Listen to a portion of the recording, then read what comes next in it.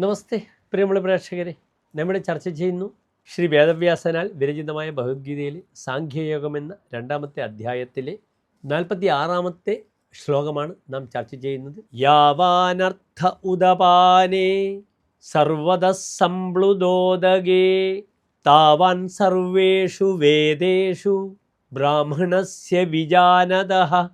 പ്രസ്തുത ശ്ലോകത്തിൻ്റെ പദച്ഛേദം ശ്രദ്ധിക്കുക.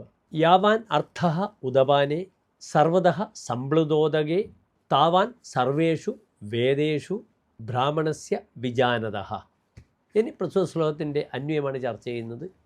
സർവതഃ സംപ്ലുതോദകേ ഉദപാനേ യാവാൻ അർത്ഥഃ വിജാനതഃ ബ്രാഹ്മണസ്യ സർവേഷു വേദേഷു താവാൻ.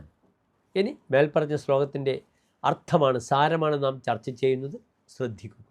സർവത്ര ജലം പൂരിതമായിരിക്കുമ്പോൾ, നിറഞ്ഞിരിക്കുമ്പോൾ ആ ജലം വാപീകൂപതടാകങ്ങൾ എപ്രകാരമാണോ പ്രയോജനകരമായി ഭവിക്കുന്നത്, അത്രമാത്രമേ ബ്രഹ്മജ്ഞാനിക്ക് വേദങ്ങളെക്കൊണ്ടും പ്രയോജനമുള്ളൂ എന്നാണ് ഇവിടെ വ്യാസർ സമർത്ഥിക്കുന്നത്.